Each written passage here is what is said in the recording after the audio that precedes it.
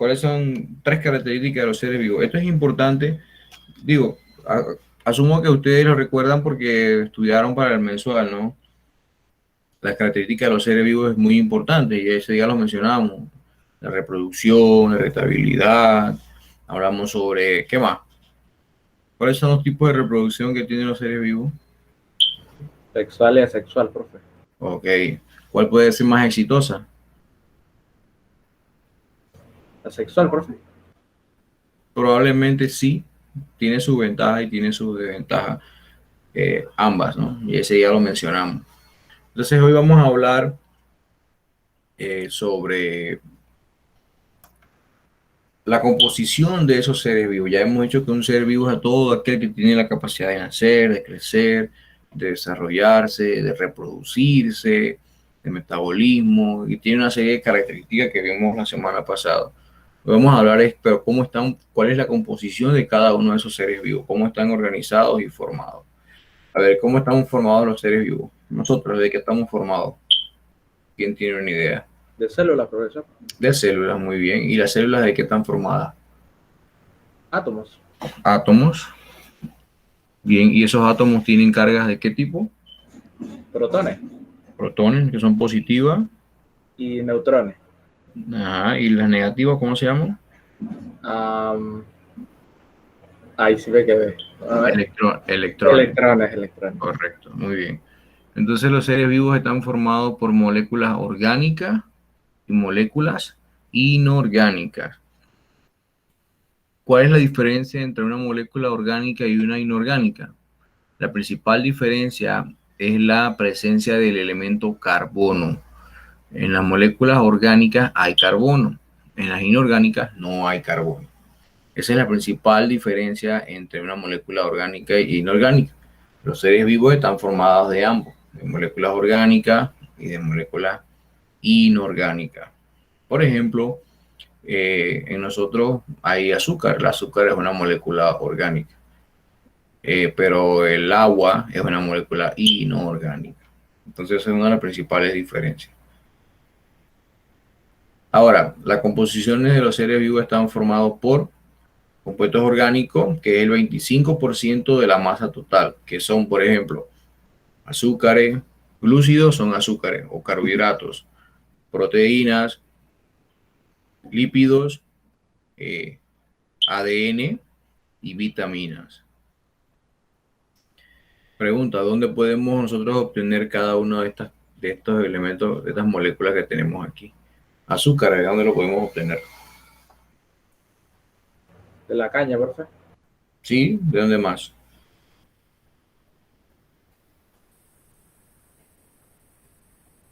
La pregunta es para todos los demás.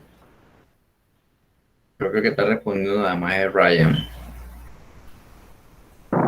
De las frutas, profe. De las frutas, ¿qué más?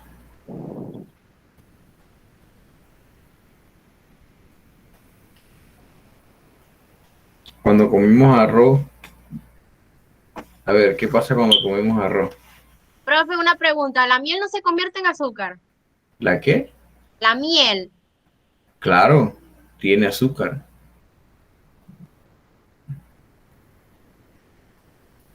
¿De dónde más podemos obtener azúcar? Solamente de las cosas dulces. A ver. Pregunta, si yo tengo una papa, ¿puedo obtener azúcar de la papa? Yo digo que no. ¿No? Yo digo que sí.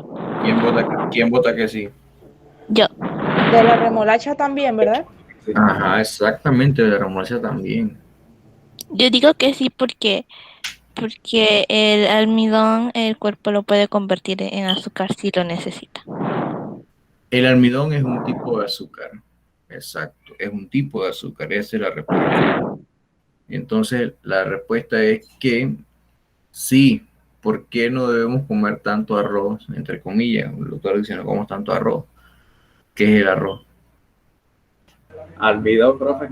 ¿Y qué es el almidón? Un tipo de Azúcar. azúcar. El arroz, en la papa, en el ñame, en el otoe, todo tiene almidón, entonces todo eso es un tipo de azúcar.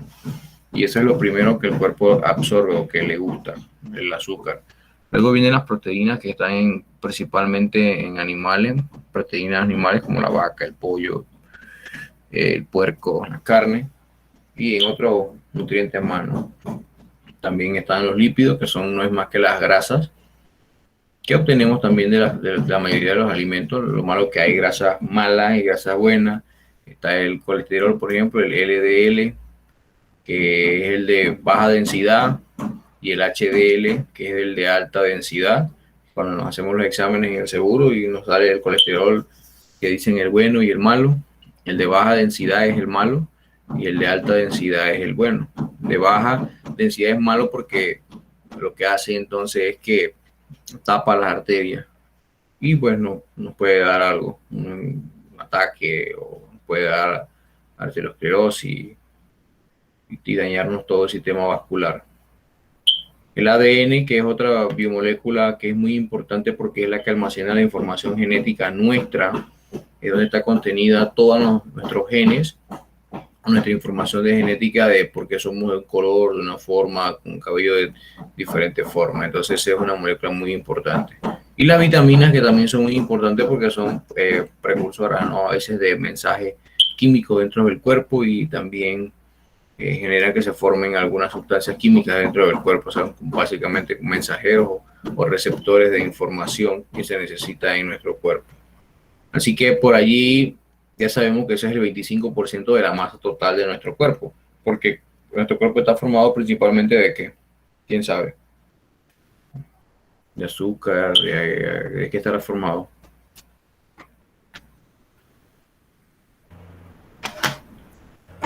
Yo digo que de agua.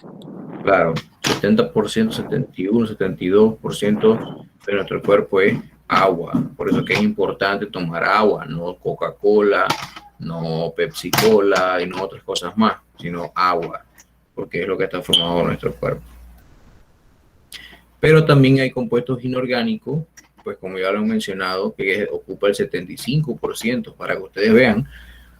Y miren que el 75% está compuesto de agua, que ya lo hemos mencionado, el dióxido de carbono y minerales, por ejemplo, sales. Las sales que son tan importantes para nuestro cuerpo, como el sodio, el potasio, el cloro y otras más.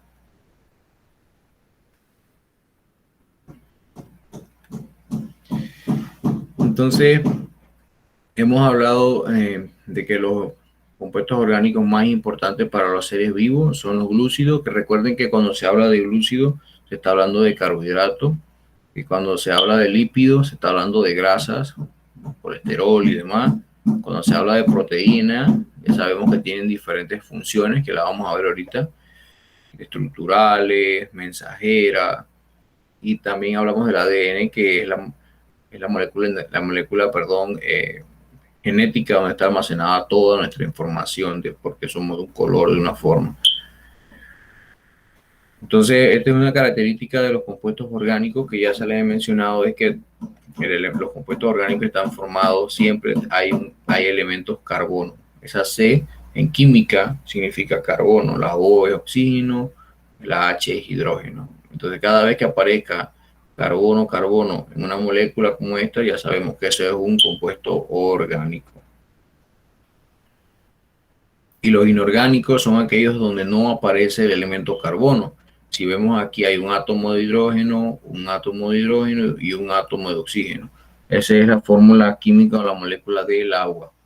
Entonces, ya sabemos que esto es un compuesto inorgánico. Y por ejemplo tenemos el agua, el dióxido de carbono, el cloruro de sodio, sales minerales. Aquí tenemos la molécula del dióxido de carbono, que es un átomo de carbono más 2 átomos de oxígeno. Y las principales funciones de las moléculas biológicas, por ejemplo, tenemos los hidroxilos, los carbonilos, los carboxilos, los aminos, los sulfidrilos y los fosfatos, que tienen funciones diferentes, que se encuentran en diferentes partes. Por ejemplo, los hidroxilos los podemos encontrar en azúcares, almidón, ácidos nucleicos, alcoholes, y tienen funciones de participar en la reacción deshidratación e hidrólisis. Los carbonilos que forman parte de las moléculas hidrofílicas solubles en agua. Por ejemplo, este es importante, los fosfatos que están en la molécula, en la ATP. Eso luego lo vamos a ver, que es la molécula energética que al final cada vez que comemos es lo que necesitamos que se transforme toda esa comida en ATP. Y aquí quiero que alguien me ayude. Alguien que no sea Ryan y Mitsuri, que lea por favor la primera. Vamos a ver ahora los tipos de estructura, cómo se clasifican cada uno de ellos y los ejemplos. Vamos con carbohidratos. Carbohidratos. La mayoría contiene carbono, oxígeno en el hidrógeno en la fórmula aproximada de Che, O. O, ¿verdad? Profe, es que Sí, no veo O6, celular. O6, O6, O6. Muy bien. Ajá, ¿qué dice al lado? Ah, ok. Leo al lado también. Sí, correcto. Hasta donde Ok. dice función. ¿Hasta donde dice? Función, Función. al lado. Ajá. Ok. Dice monosacárido, azúcar simple, por lo común con la fórmula CH2, ¿verdad? Dice H2. H12. Ajá. O6 Ujú, y glucosa fructosa. correcto. Esos son dos tipos de azúcares, la glucosa y la fructosa. Disacárido. Ujú. Dos monosacáridos unidos, sacarosa. ¿Qué significa eso, profe? Bueno, ya sabemos que los carbohidratos se clasifican en tres: monosacárido, disacárido y polisacárido, ¿verdad? ¿De qué va a depender eso? De la concentración. ¿Ves? Una molécula más pequeña y una molécula más grande. Entonces, los monosacáridos, un ejemplo de azúcar monosacárido, un azúcar muy simple, es la glucosa y la fructosa. La fructosa es el azúcar que encontramos generalmente en las frutas. El disacárido es la unión de dos, por ejemplo, si tú unes dos moléculas de glucosa, que es el azúcar que encontramos en nuestro cuerpo, formas la sacarosa. La sacarosa es el azúcar que cada uno de ustedes usan en su casa para la chicha, para la limonada, si no la hacen con raspadura. Ese azúcar, eso es sacarosa.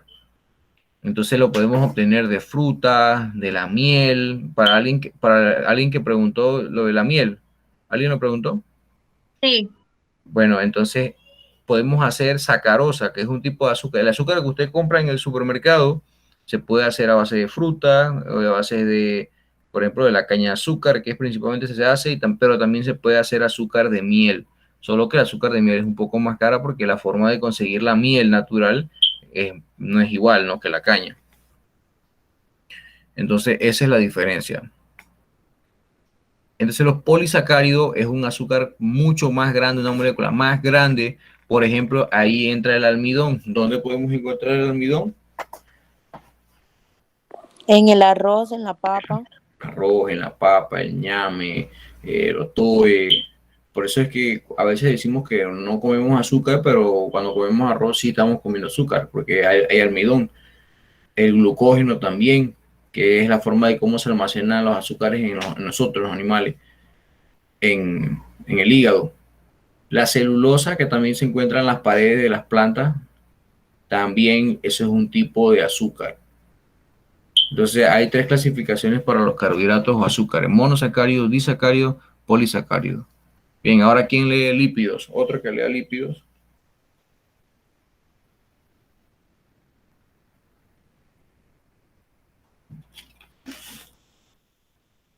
Voy a llamar a alguien aquí.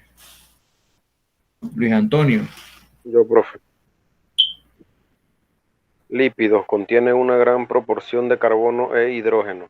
Casi todos los lípidos son no polares e insolubles en agua. Ok. Triglicéridos, 3 ácidos grasos unidos a glicerol. Cera, números variados de ácidos grasos unidos a una cadena larga de alcohol. Fosfolípido, grupo fosfato polar y 2 ácidos grasos unidos al glicerol. Esteroide. 4 anillos fundidos de átomos de carbono con grupos funcionales unidos. Bien. Entonces, los lípidos o... Ahí no le indica aceite, grasa. Sí, ya yo lo voy a leer.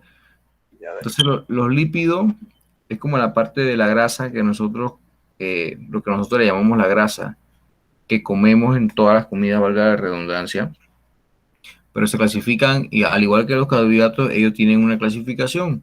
Se clasifican en triglicéridos, en cera, en fosfolípidos y esteroides. Y por ejemplo, un ejemplo o ejemplos de triglicéridos serían los aceites, las grasas, las ceras que normalmente vemos por allí, que utilizamos nosotros, que también están en las plantas, los fosfolípidos, que también forman parte de las células de nuestro cuerpo. Los esteroides, un ejemplo es el colesterol, que también está dentro en nuestra sangre, y nosotros pues lo tenemos circulando, ¿no? Y que incluso cuando se sube el colesterol, nosotros sabemos que pues tenemos algunos problemas y tenemos que bajar, porque son precursores de algunos esteroides, como por ejemplo la testosterona y algunas sales biliares. Así que eso es importante, por eso es que a veces si tienes el colesterol alto, tienes la bilis, por ejemplo, el conteo de bilis total es alto, porque está relacionado, tiene son precursores, ¿no?, de la formación de testosterona y sales biliares. Otras biomoléculas son las proteínas. ¿Quién lee proteínas? Proteínas. Consta de una o más cadenas de aminoácidos. Puede tener hasta 4 niveles de estructura que determinan su función. Profe, aquí dice, y es que en verdad eso se ve un poco chiquito. Sí. En lo que dicen principales subtipos y estructuras. Pueden tener función, ajá. Donde dice péptido. Ajá, eso, exacto. Dice cadena corta de aminoácidos, oxitocina. Oxitocina. Polipéptido, ajá. Cadena larga de aminoácidos, conocida también como proteínas, y es hemoglobina. Y en función, dice que es hormona compuesta de 9 aminoácidos. Sus funciones incluyen la estimulación de las contracciones uterinas durante el parto. Proteína global consta de 4 unidades hay peptidas, profe. Peptídicas. Ajá. Transporta oxígeno en la sangre de los vertebrados. Bien. Las proteínas tienen muchas funciones en nuestro cuerpo. Tienen funciones estructurales, forman nuestros músculos y demás. Se clasifican principalmente en péptidos y polipéptidos. Los péptidos, por ejemplo, tenemos la oxitocina, una hormona muy importante en la mujer porque estimula las contracciones uterinas durante el parto. Si la mujer no tiene contracciones uterinas, tienen que quitarle oxitocina pues para que haya mayores contracciones.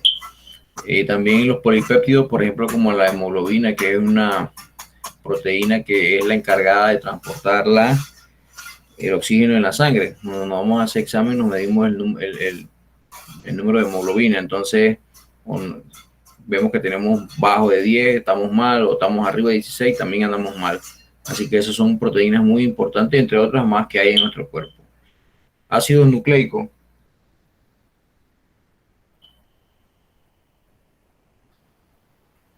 ¿Quién lee ácidos nucleicos?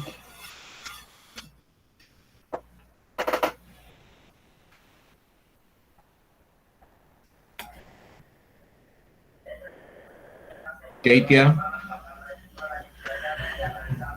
Dígame, profe. Ácido nucleico. Ácido nucleico. Disculpa. Ok. Núcleo. Ay, profe, que está muy chiquito, no veo. Nucleótido. Ajá. Consta de un azúcar, una base y un grupo fosfato. Ácido nucleico, polímero formado de nucleótido. Nucleótido. Yo voy a seguir leyéndolo, pero si no se ve bien. Y no, no veo, profe, disculpe.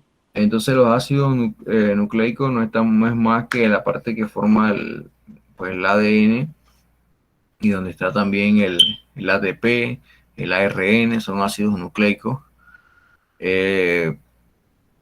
Son muy importantes porque portan la información genética de nosotros, de por qué somos de una forma, por qué somos de la otra, y cuáles son las características que tenemos cada uno de nosotros.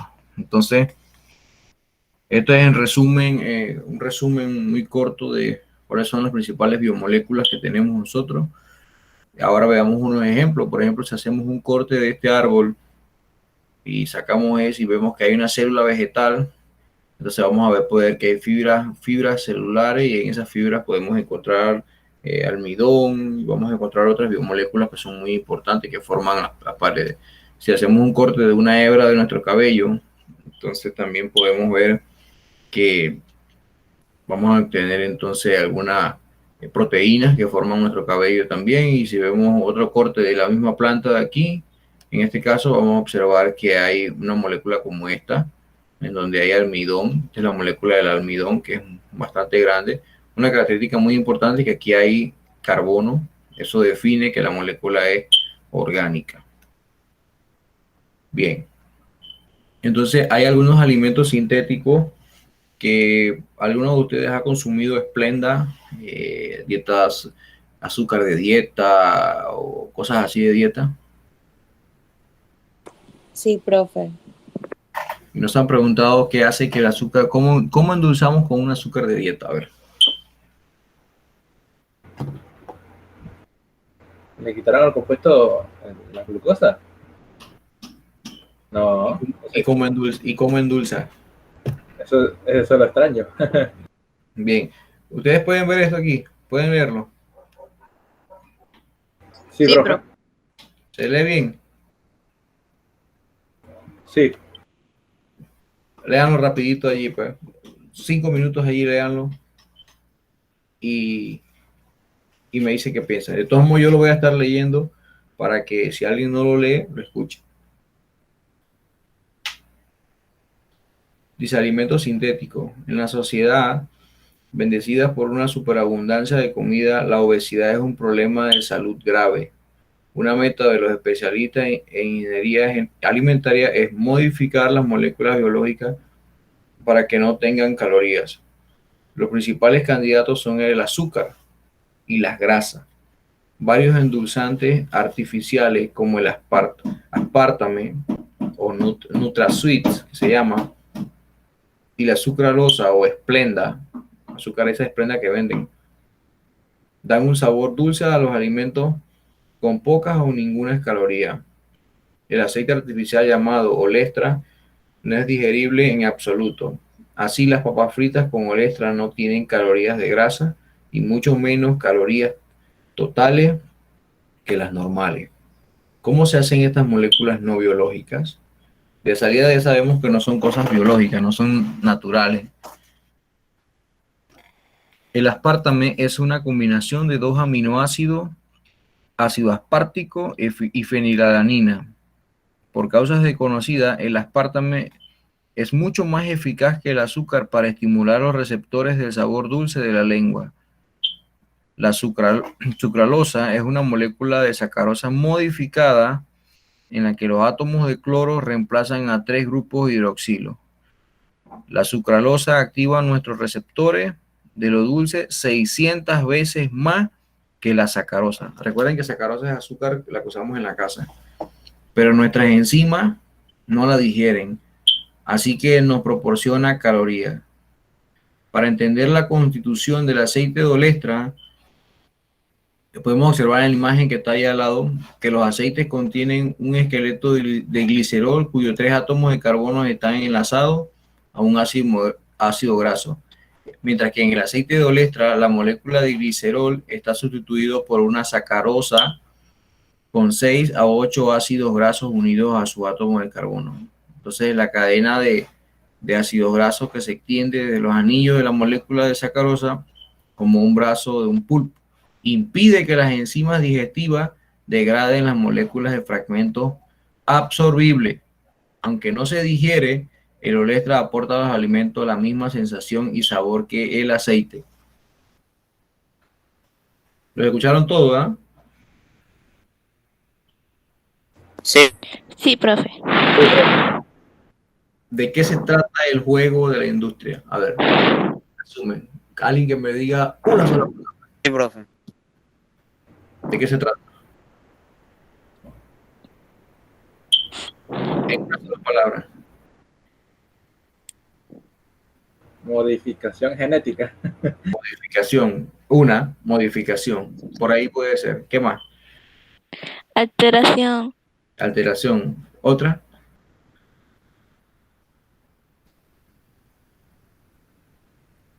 ¿Qué les parece engaño? Sí, porque es una azúcar falsa.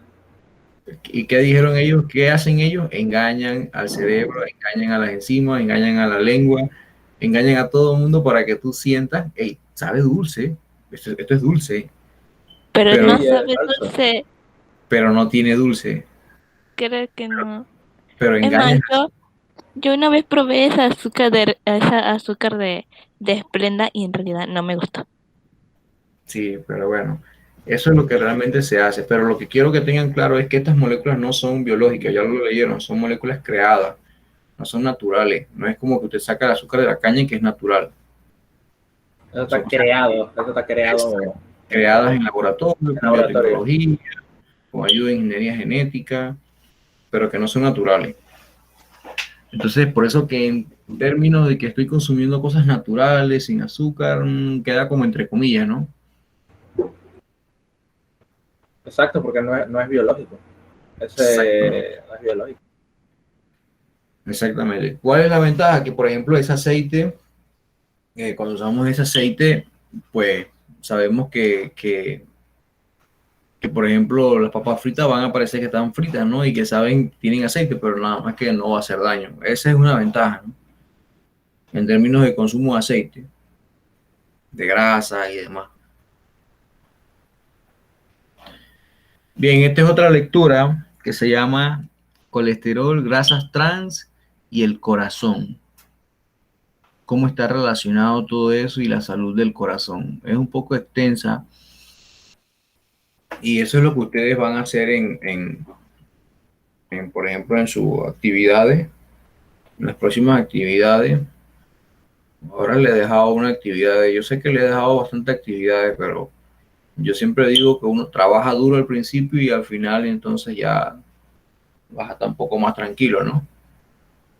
Así es que lo que vamos a hacer es que esas ambas lecturas van a estar aquí en la presentación, van a estar en la plataforma, ustedes las van a leer, ya vieron que son fáciles, van a leer esta, luego leen esta, y entonces con eso van a hacer un ensayo de esos dos artículos que son muy cortos, perdón, de esas dos lecturas que son muy cortas, y en la plataforma hay un artículo como de 3 páginas que habla de lo mismo, habla de lo que hemos leído, de las proteínas, de los lípidos, y te van a hacer un ensayo de 2 paginitas, una página bien hecho, todo lo que usted aprende lo va escribiendo ahí, lo que le interesa lo subraya, y esa es como una forma de estudiar. Bueno, tienen que hacer las lecturas. En el módulo también hay una bioexperiencia. Esa bioexperiencia deberían hacerla en casa, es bien sencilla y así a la vez practican y ven qué ocurre con las cosas, ¿no? Cuando ahí trabajan con azúcares, con aceite, así que podrían Profe, hacerla ¿en en qué casa y página luego... está la bioexperiencia? Déjame salir de aquí y te digo. Dame un segundo. Ok, Dame un segundo. A mí en la plataforma me aparece el ensayo, profesor, solamente. Sí, pero la experiencia no es para entregar, la experiencia es para que la hagan en casa. Ah, ok. Sí, sí, sí. Recuerden que cuando les pongo las actividades, las que dicen sumativa o lo que está en la plataforma es lo que tienen que entregar. ¿Ya? Ah, ok, profesor. Vale. Ese es como para que en la casa ustedes, pues ahí se entretengan un rato, ¿no? Sí, así uno aprende. Esa está en... Bueno, en la mía es en la página 21. Por ahí debe andar. Para la que me preguntó.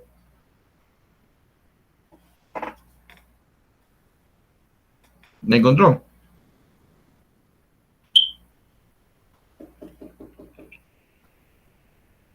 En la página ¿Sí? 21 me sale la teoría del origen de la vida. Entonces en la 20.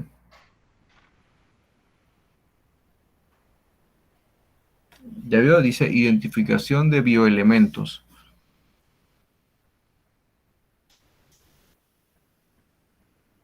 ¿Lo Sí, vio? profe, ya la encontré, profe. Ok, esa. Ahí en la casa, nada más que tengan cuidado, que ahí hay que jugar un poquito con fuego y, como dicen por ahí, el que juega con fuego se puede quemar.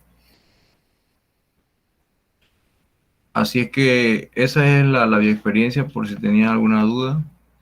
Volvemos a la presentación. Bueno, entonces hagan esa bioexperiencia en casa. Eso es parte de ustedes.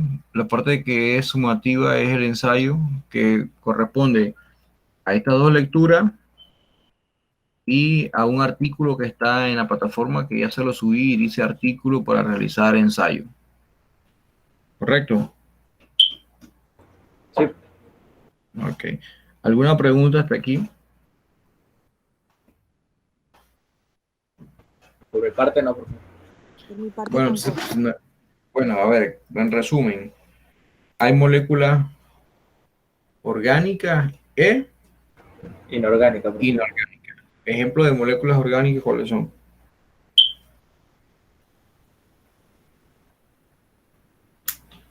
¿Cuáles son las moléculas orgánicas? Las que tienen carbono. Ok, ejemplos.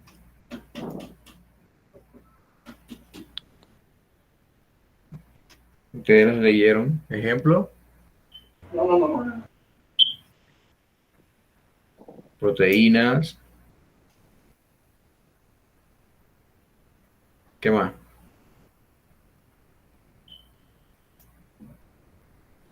Colágeno, profe. El colágeno es un tipo de proteína, sí. Pero ¿cuáles son los cuatro? Profe. Esos eran los carbohidratos. Recuerden que son cuatro grandes grupos: carbohidratos o glúcidos, proteínas, lípidos y ácidos nucleicos.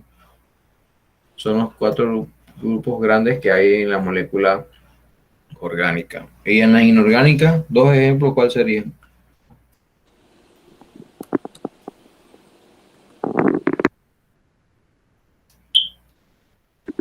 El agua, Agua, ¿y qué más?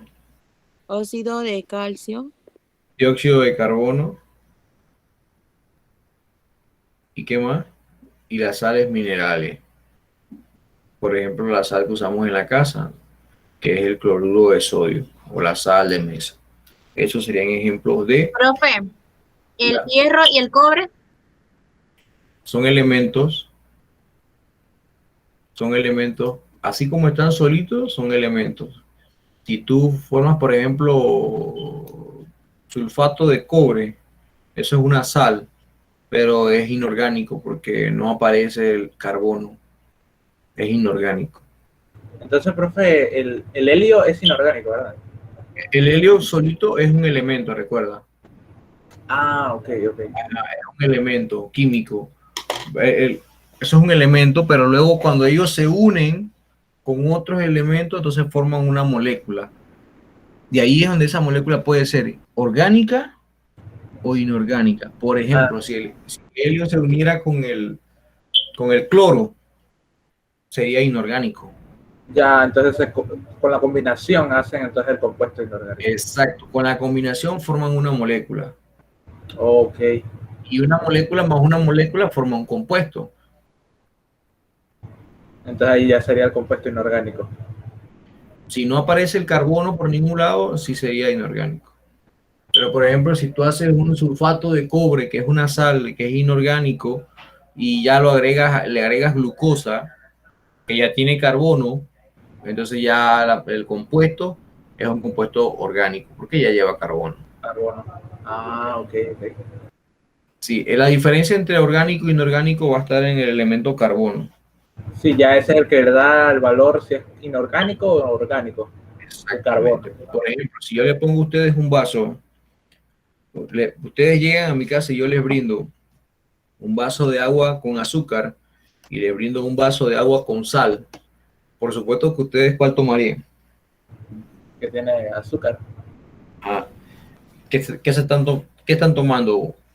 ¿Una solución orgánica o inorgánica? Recuerden primero que tiene el vaso. Cada vaso tiene agua. Un vaso tiene agua, otro tiene con azúcar, otro tiene agua con sal. La sal está formada, para darle una pista, la sal está formada de sodio y de cloro. Entonces el agua con azúcar sería orgánica y el agua con sal sería inorgánica. Claro, porque el agua con azúcar ya es agua, que es inorgánico, pero le estás metiendo glucosa o sacarosa, que es el azúcar que usamos en la casa normalmente. Entonces ya cambia las propiedades químicas y ya es una solución que ya es orgánica. Porque la glucosa posee carbono, ¿verdad? Claro, C6, 6 carbono, 12 hidrógeno y 6 oxígeno. Esa es la fórmula química. C6H12O6. Ah, ok, ok. Pero mientras que el agua es H2O y la sal que utilizamos nosotros en la casa es cloruro de sodio. Es sodio más cloro, pero ambos son inorgánicos, ¿no? Entonces es una molécula inorgánica. Orgánica. Ah, ok.